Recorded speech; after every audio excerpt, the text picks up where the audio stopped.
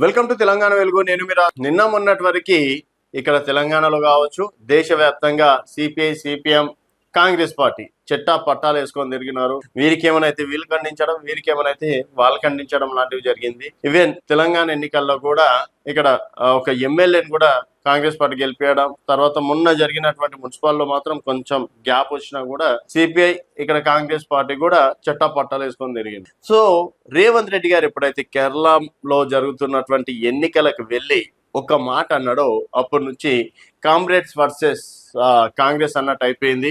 So మరి దేశంలో కూడా పొత్తు పెట్టుకుంటారు. ఎందుకంటే రాహుల్ గాంధీ గారు కూడా విజయన్ పైన గారు అంటే చాలా తీవ్ర విమర్శలు చేయడం అనేది జరిగింది. ఈవెన్ మొన్న జరిగినటువంటి ఉప ఎన్నికల్లో ఎంపీ ఉప ఎన్నికల్లో కూడా ప్రియాంక గాంధీ గారికి ఇక్కడ ఇండైరెక్ట్ గా మద్దతు ఇచ్చారు. వాళ్ళు కేవలం అక్కడ బీజేపీ వర్సెస్ కాంగ్రెస్ అన్నట్టే నడిచింది. సో అయినప్పటికీ ఈ రోజు విజయన్ గారి పైన ఏకంగా అంటే రేవంత్ రెడ్డి గారు ఒక్క మాటతోటి దేశవ్యాప్తంగా సిపిఐ అదే కామ్రేడ్స్ వర్సెస్ కాంగ్రెస్ అన్నట్లు కూడా జరిగింది. వారు ఏమన్నారు, ఇక్కడ విజయన్ గారికి ఓటేస్తే బీజేపీకి వేసినట్టే, సో మోడీ విజయన్ ఇద్దరు ఒకటే అని ఒక మాట అనడంతో మరి దానికి తగ్గట్టు కూడా వారు కౌంటర్ ఇవ్వడం అనేది జరిగింది. విజయన్ గారు ఫస్ట్ ఆఫ్ ఆల్ మీ రాష్ట్రంలో జరుపుతున్నటువంటి 6 గ్యారంటీలు కావచ్చు, తర్వాత బుల్డోజర్ పాలన ఆపండి, తర్వాత ఏమైనా ఉంటే నన్ను విమర్శించండి, మా దగ్గర డెవలప్ ఎట్లా కావాలో అని చెప్పేసి నేర్చుకొని మీరు వెళ్తుంటే మళ్ళీ మీ రాష్ట్రం అంటే మీ రాష్ట్రమే సక్కలేదు, మీరు వచ్చి మా పైన నీతులు చెప్తారా, మా ప్రజలకు నీతులు చెప్తారా అని చెప్పేసి చెప్పడం. తర్వాత ఈరోజు రాహుల్ గాంధీ గారు కూడా వచ్చి తీవ్ర విమర్శలు చేయడంతో రాష్ట్ర వ్యాప్తంగా కామ్రేడ్స్ వర్సెస్ కాంగ్రెస్ అన్నట్టుగా జరుగుతున్నాయి.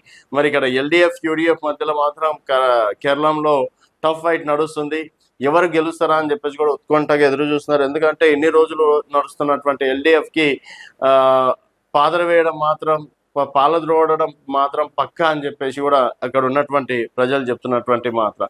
మరి యూడిఎఫ్ ఈసారైనా అధికారంలోకి వస్తుందా, మరోసారి ఎల్డిఎఫ్కి అవకాశం ఇస్తారా?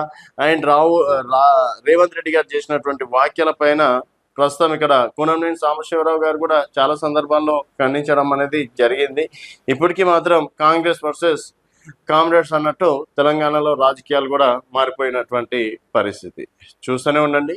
అంటే ఇక్కడ రేవంత్ రెడ్డి గారు చెప్పినట్టు కేరళలో విజయన్ మోడీ ఒకటేనా, మరి ఆయన ఏ ఉద్దేశంతో అన్నారు అనేది మీరు భావిస్తున్నారు అనేది మీ అభిప్రాయాల కింద కామెంట్ రూపంలో తెలియజేయండి. చూస్తూనే ఉండండి తెలంగాణ వెలుగు.